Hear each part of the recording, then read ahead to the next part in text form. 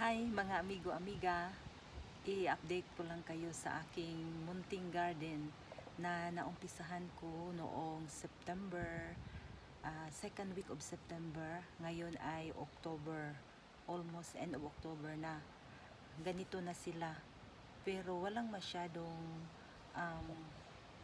progress talaga kasi wala pa silang lumalabas na gulay, mga dahon lang.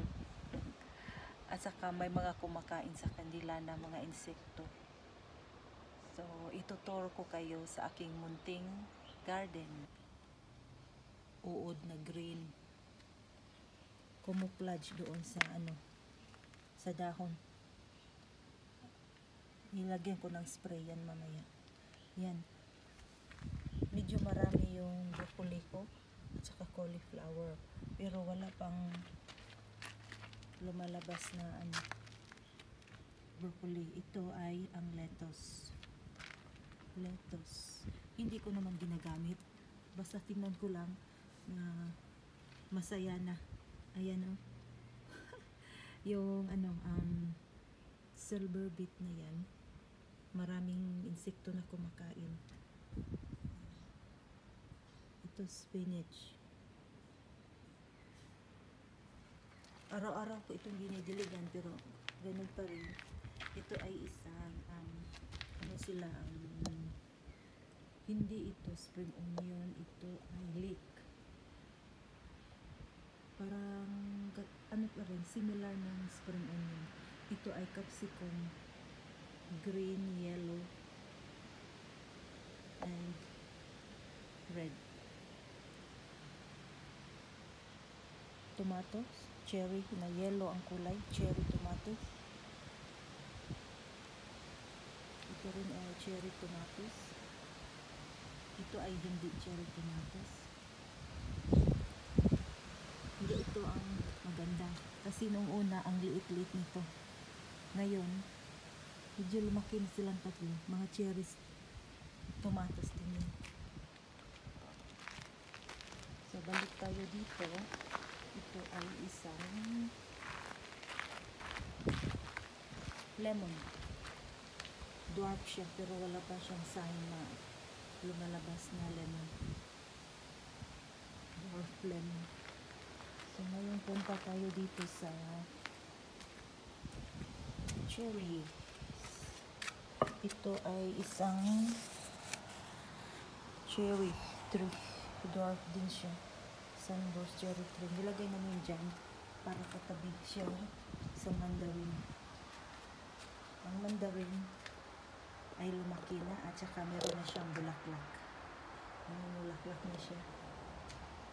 Mga 2 months pa lang ito. Yung oregano ay mga 3 days pa lang yan. Ganun na siya. Ito ay isang beetroot. Beetroot pala ito siya. Bok choy. May mga kumakain na insekto.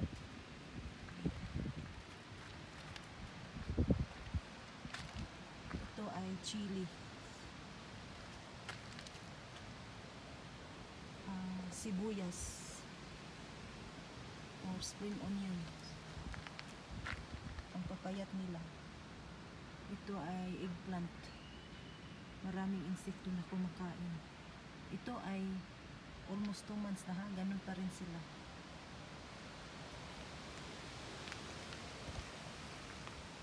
Ito ang ini-spread ko na seeds. Sunflower sila. Hindi ko naman sila inalagaan. Spread up lang. Tapos naging ganyan na sila. Natakpan na nila ang kantalok. Meron akong sweet potato. Ito ay ang mga mais or sweet corn. May mga tomatoes. May cherry tomatoes. Meron na siyang 2 bunga. Ito ay ang capsicum na yellow, red, and green.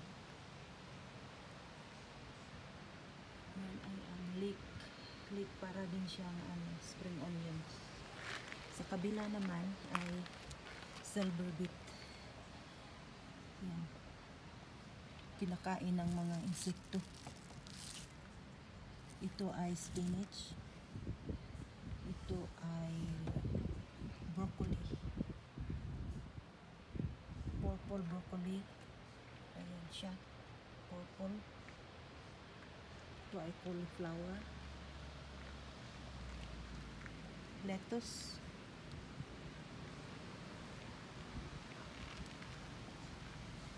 Hindi ko naman sila ginagamit pa o ano lang, just for fun. Masaya lang ako na tinitingnan sila. Pero at saka araw-araw kong dinidiligan.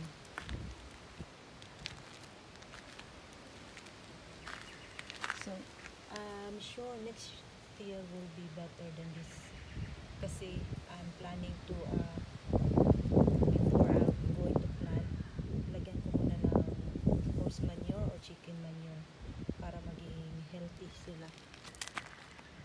Maganda yung pag-fertilize.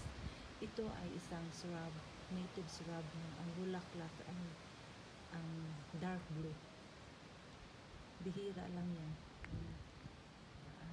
Meron akong kita na isang bee, isa lang, nasa dahlia. Lapitan natin mamaya. Eggplant.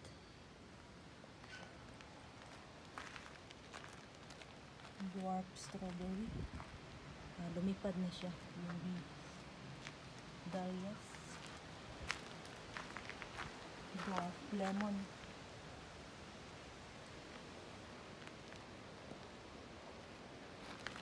Punta tayo dito sa herbs. Mint, rosemary, thyme, at saka chives. Dito naman ay isang cherry trees na dwarf. Katabi niya ay mandarin. 2 months pa lang itong mandarin. May mga bulaklak na siya. Ayan. At saka meron akong oregano dito. Yung nabanggit ko pala kanina na itong mga sunflower seeds, marami kami. 2 balde ito. Ganyan. Para sana ito sa mga ibon. Pero kasi summer, palapit na ang summer, mainit na. So, it's possible na yung mga snake, kung may mga pagkain ka sa labas, ay ito ang lalapitan nila. Kaya hindi kami naglagay. At saka water o mga anong pagkain na sa labas, makaka-attract yan. Ang dami dito. Para ito sa mga ibon sana. At saka ito. At saka meron pa doon. So, hindi kami maglagay dahil doon. Kaya, in-spread ko. So, ayun ang nangyari. Ang daming sunflower. Ganun lang pala. Yan lang sila, oh. Hindi ko naman inalagaan. Ang dami nila na na sila. Tumubo. Naging sana, hopefully, maganda yun. Kasi sunflower. Yellow color. Okay, ito pala yung mga ginagamit ko sa spray. Pang spray, pero parang hindi naman yata masyadong epektibo. Hindi ko nalang pakita yung yung name ng product. Ito din para sa mga insekto. For the plant. Ito, fertilizer. Minsan gumagamit pala ako ng Epsom salt. Epsom salt or maganda daw yan sa citrus trees. Gumagamit din ako ng sea salt. Pero yun pa rin. Kasi first time ko na nag-gardening ng vegetables. So, hindi pa ako masyadong experience. Ang maganda yata, before maglagay ka ng mga halaman mo, ay kailangang i-fertilize muna yung soil para maging healthy. yun lang ang update ng aking munting garden. Sana nagustuhan ninyo ang aking video. Sa susunod na naman, magkita-kita tayo. Thanks for watching. Bye!